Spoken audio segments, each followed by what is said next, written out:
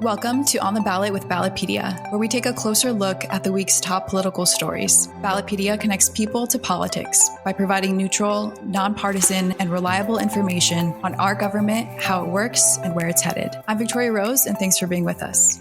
Today, we're joined by the managing editor of Sabato's Crystal Ball at the University of Virginia Center for Politics, Kyle Kondik. Sabato's Crystal Ball is a nonpartisan newsletter on American campaigns and elections. Kyle frequently appears on CNN, Fox News, MSNBC, PBS NewsHour, and Comedy Central's The Daily Show. He is the author of The Long Red Thread, A History of the Growth of Republican Power in the U.S. House of Representatives, as well as The Bellwether, A History of Ohio's Presidential Voting History. Kyle, thanks so much for being with us today. Thanks for having me. To start, I thought we could share more about your own personal background. What made you first interested in analyzing politics?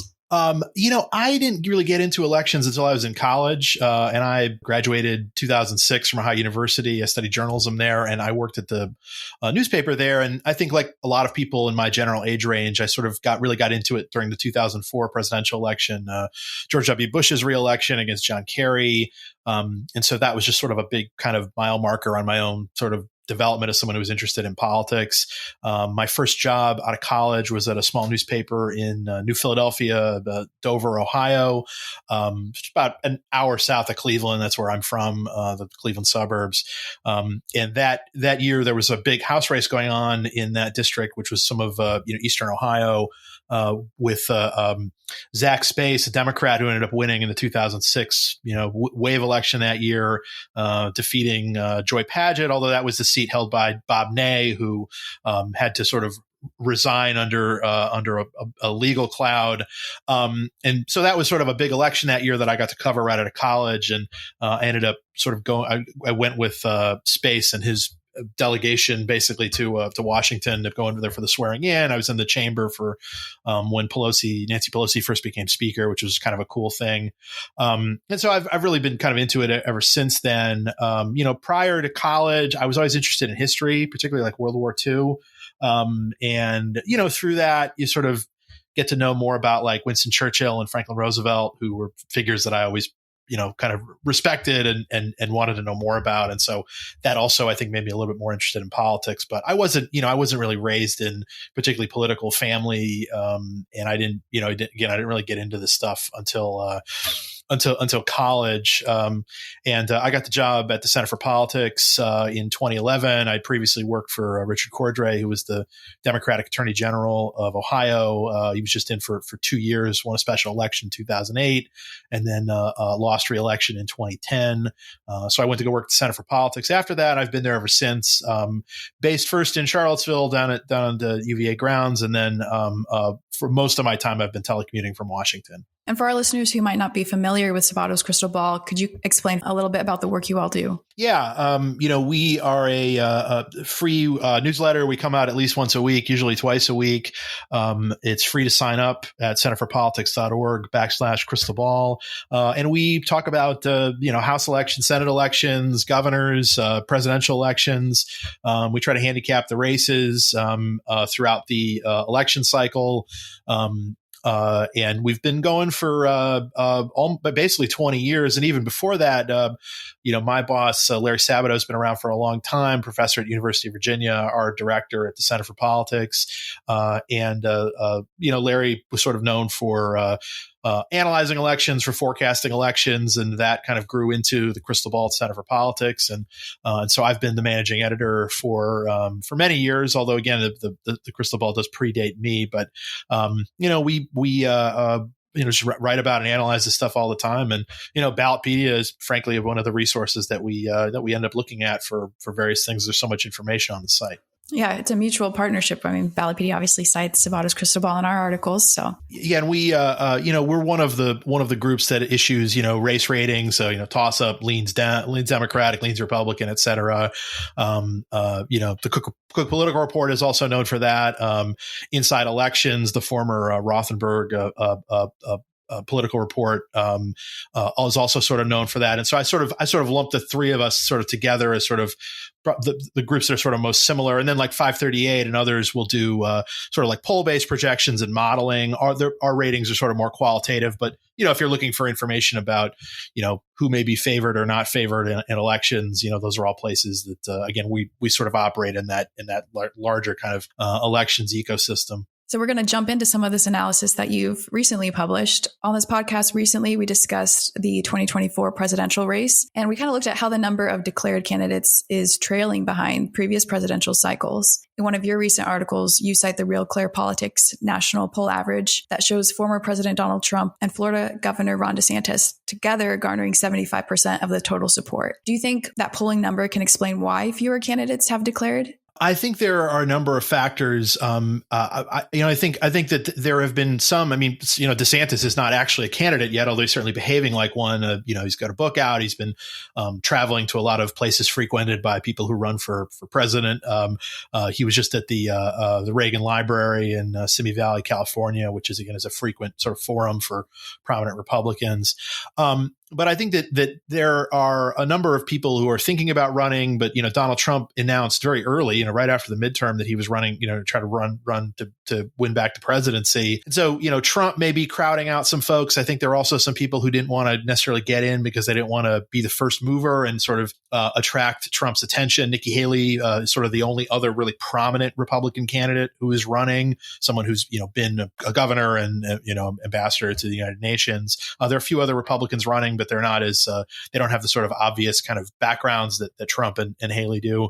And so there may be, folks who are just sort of like kind of testing the waters a little bit. But, it also may be that Trump and DeSantis together, assuming DeSantis becomes a candidate, are just so imposing that they may end up sort of freezing out some other Republicans who may feel like they're just going to have a hard time breaking into that duo. I mean, again, we don't necessarily know how this thing will shake out, and maybe DeSantis runs and doesn't actually consolidate support. Maybe he actually falls off. We've seen that before. But if DeSantis runs and is credible and Trump is, getting 40-50% of the vote nationally, well, there's just not much left for anybody else. I think that's a factor too. And then on the Democratic side, you do have a kind of a fringe candidate, Marianne Williamson, who's declared against Joe Biden. But even though you could point to polls and say that there is some desire amongst Democrats for other candidates or for Biden not to be the nominee, in reality, Biden seems like he's in a strong position, and no one really of a lot of note within the party seems like they want to challenge him at this point, including be it Vice President Harris or Transportation Secretary Pete Buttigieg, both of whom were candidates in 2020. Many of the state governors, Gavin Newsom of California, Gretchen Whitmer of Michigan, J.B. Pritzker of Illinois, Phil Murphy of New Jersey. Those are all folks who probably would run or might run if this were an open seat. But it looks like Biden is probably going to run again. He hasn't actually announced that yet, but all signs are that he's going to do it. And assuming he does, it just doesn't seem like there's that much appetite among leading Democrats to really push him. And, maybe that's good for the party. Maybe it's bad. But that just seems to be the reality. Returning to the top of the question regarding President Trump's own prospects of achieving the nomination, what are his odds from Crystal Ball's perspective? I mean, I guess I'd look at him as sort of like a soft favorite for the nomination at this point. I'm very intrigued by DeSantis, just like everyone else is. And it does seem like, Trump was basically had no real opposition in 2020. There were declared opponents, but he was getting, huge margins in all the primaries and caucuses in 2020. So he doesn't have that level of support like he did as an incumbent. But he does still start in this sort of enviable position, in the 40s or even the 50s in national polling. We'll just have to see if that is real or not. Some of it may be an artifact of name ID. And again, there is a hunger amongst Republicans, particularly Republicans who have a 4-year college degree, which is a group that Trump has always been weaker with than Republicans who don't have a 4-year college degree. And you see that breakout in polls both in 2016 and here in 2024. But can someone, basically someone has to consolidate the college educated vote as well or better than Trump has consolidated the non-college vote, and also then sort of cut into that non-college vote. And again, maybe DeSantis is the person who could do that. But I think he's sort of unproven enough as a national candidate that I sort of want to see it first. So again, it feels like this has the potential to be very competitive, and Trump is not a shoo-in or anything. But I guess if you would just look at the odds of the individual candidates, like I guess to me you'd have to like his odds the most. Again, even though I don't think he's some sort of huge favorite or something. With regards to DeSantis, he outperformed Republicans in the midterms. Do you think that shows to his strength as a possible national figure? Yeah, look, I mean, if DeSantis wants to make this sort of electability argument against Trump, I mean, he can do it. I mean, he can talk about his own reelection, in Florida, which he dominated. And, if depending on how hard he wants to go against Trump, and I mean, Republicans, I think have often sort of shied away from directly confronting Trump. But I mean, if you want to beat the guy, I think you have to find ways to sort of criticize him and to make the argument that he shouldn't be nominated again. Trump is, I don't think Trump was a positive factor for Republicans in the 2022 midterms. He lost in 2020, no matter what he personally says about it. And 2018 was a, Democratic wave year, at least in, the House and at the governor level. It wasn't in the Senate in large part because of the seats that were being contested that year, which those seats are on the ballot again in 2024, which gives Republicans an opportunity to win the Senate back. But, I think part of what DeSantis' argument would be is that, hey, if we nominate this guy again, we're going to lose. And again, whether he specifically articulates that or not, I think that is sort of implicit in his argument, what his argument could or should be. And then, like you were saying, on the other side of the aisle, President Joe Biden hasn't announced his reelection, but his State of the Union address made it sound like he was full steam ahead on that endeavor. And you wrote that Biden remains dependent on weaknesses in the Republican Party. Can you share your reasoning for that?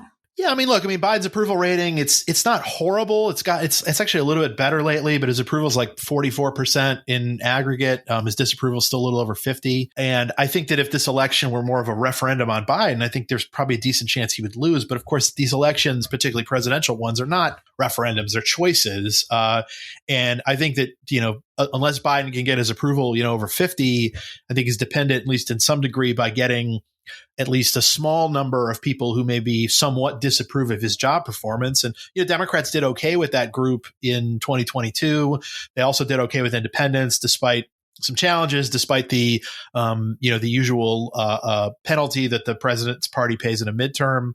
But I think the quality of the Republican nominee, again, it seems obvious to say, but I think it is true that, the quality of the Republican nominee is going to matter quite a lot. And the quality of the Republican nominee is still as yet undetermined. I think that the Republicans would be probably wise to move on from Trump, although that doesn't necessarily mean that DeSantis is automatically a better or the best alternative. And look, maybe, the electorate in our national elections are so competitive that, Trump could get nominated and still win again. But, there is, I think that, the candidate, a lot of the candidates who sort of were backed by Trump and were really hard line in 2022 ended up losing in some of the key swing states, which to me was a signal that there's some people, particularly on the Democratic side, who've argued this, that there's a kind of what they describe as like an anti-MAGA coalition out there that can assemble against Trump and Trump-backed candidates in competitive places. The best way for Republicans to diffuse that probably is to try to find some candidates who maybe are a little bit different than that, as opposed to being just Trump clones. Let's turn our attention to the U.S. Senate now.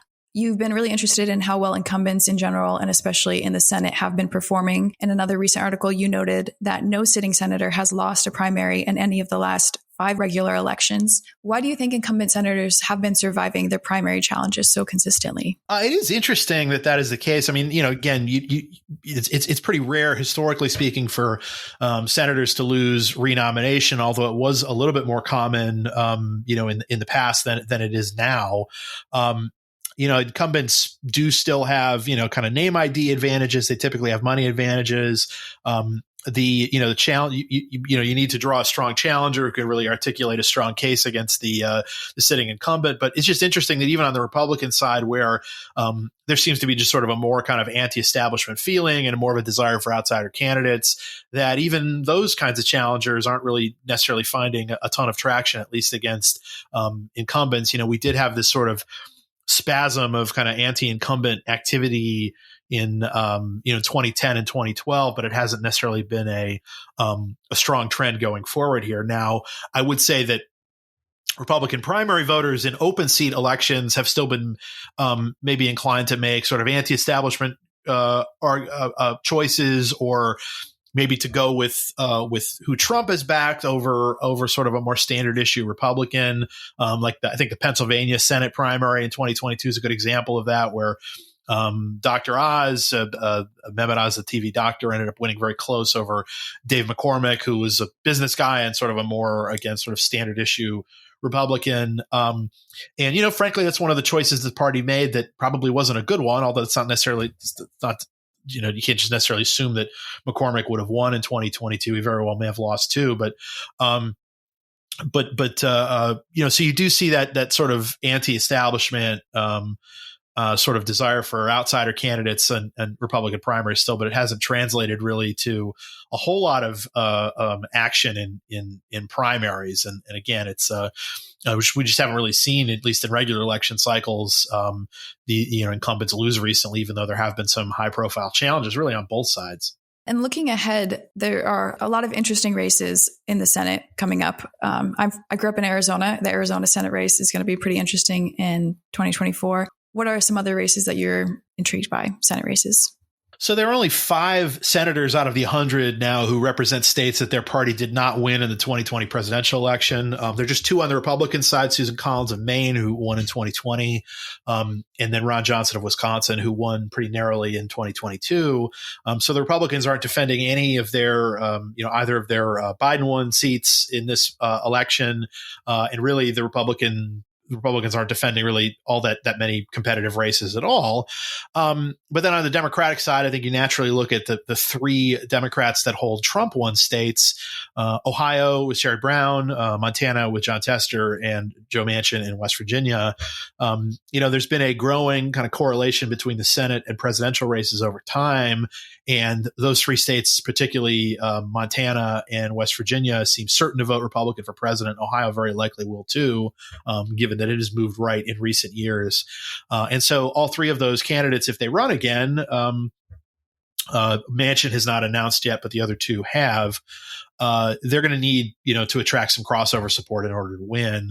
And that crossover support has, just hasn't been as easy to come by now as in the past. So the Republicans only need to win 2 seats to outright flip the Senate from 51-49 Democratic to 51-49 Republican. Obviously, if it's 50-50, the identity of the vice president will be the tiebreaker. But it's just natural to look at those 3 races, and despite a lot of Republican challenges in recent years in key Senate races, they should have a good opportunity to win all 3 of them. It's not necessarily saying that they will, but they're right there for the taking because they sort of stand out as outliers now. There used to be a lot more kind of crossover in the Senate. Democratic senators from like the Dakotas and, Republican senators from like Rhode Island and Vermont. If you go back a generation or 2, it's just not that way anymore as much as it used to be. So you naturally look at those states. And then, Democrats are also defending a number of Senate seats in states that Biden won, but that were closer than the nation was for president in 2024. In 2020, you mentioned Arizona, Michigan, Pennsylvania, Nevada. Those are all worth watching as well. Moving on to the House, Crystal Ball recently released its initial House ratings, and the battle for control of the chamber starts as a toss-up. You all noted that the House has not flipped in a presidential year since 1952. Can you explain to our listeners the dynamic that makes that the case and why 2024 may break that precedent? Yeah, part of it is that obviously the House was very static in terms of it being, dominated by Democrats really for 60 years or more than 60 years from the right before Franklin Roosevelt's presidency all the way through 1994. Republicans only controlled the House for 4 of those years. They won it 46 and 52, and then they lost it each time in the next election. That said, if you go back sort of a longer sweep of American history from 1900 on, the House has flipped 12 times. 10 of them have come in midterms. And so the midterm, historically speaking, has been kind of the engine of change in the House. But the Republican majority is so small that, certainly, and there are enough competitive seats that certainly the House could flip in 2024, just like it did in 2022. The one little dynamic is that It looks like Republicans are going to get a better House map in North Carolina, which will probably net them at least a few seats, maybe in Ohio too. There's some question about whether a Republican favored map in Wisconsin might end up getting thrown out if the control of the state Supreme Court there changes in a few weeks. We'll cross that bridge when we get to it. But the maps are generally going to be in place. And again, there are enough competitive seats that the Democrats would have a shot to win the House this year or next year. Republicans have had recent wins in states like New York and California in the House. So what's the likelihood they're able to defend these seats in 2024? Again, I mean, there are fewer crossover seats in House elections than there used to be. If you go back to like the 2000 election, there were 86 of the 435 seats were won by one party for House and one party for president. So that's like 20% of the seats roughly. By 2022, there were only 23 of those seats. Now, 5 are Democrats and Trump won seats, and 18 are Republicans and Biden won seats. So naturally, you're going to think the Democrats would target those 18. And again, redistricting may slightly change those tallies to the extent that redistricting happens in certain places. But a number of Democrat or Republicans in Biden seats in both California and New York will be targeted. That said, we did just go through the 2020 election, and Republicans, won a number of Biden seats in California in that year. New York, it does seem like there was a turnout imbalance in favor of Republicans that might that might not be present in 2024 in a presidential year, which probably endangers a lot of those Biden district Republicans. But they've got a fighting chance to hang on. But maintaining those crossover seats is going to be a key thing for Republicans, and those members are going to have to try to find ways to differentiate themselves from the other. One way in New York that some of those Republicans are trying to differentiate themselves is by throwing one of their fellow Biden district Republicans overboard, George Santos, who basically appears to have made up, all of or most of his biography. Santos is someone who also holds a Biden one district, and we'll see what happens with him. But that's a natural. I think if you ask Democrats, hey, what's the seat you're most excited about potentially winning in 2024, they'd probably say the Santos seat, because he's so damaged, and so either he won't be on the ballot, or there would be an open seat effectively, or he would be on the ballot and would be a heavily damaged candidate. Finally, I wanted to close with asking you about an election that's right on the horizon. You mentioned it earlier, the Wisconsin Supreme Court election on April 4th. It will determine the ideological control of the court, which is now a 4-3 conservative majority. What are your thoughts on that race? Yeah, look, in the first round of voting, the Democrats combined, or the Democratic aligned candidates it was like 53 or 54% of the vote. And so I guess you could say that gives them a good starting point, although the first round of voting is not always predictive of the second round of voting.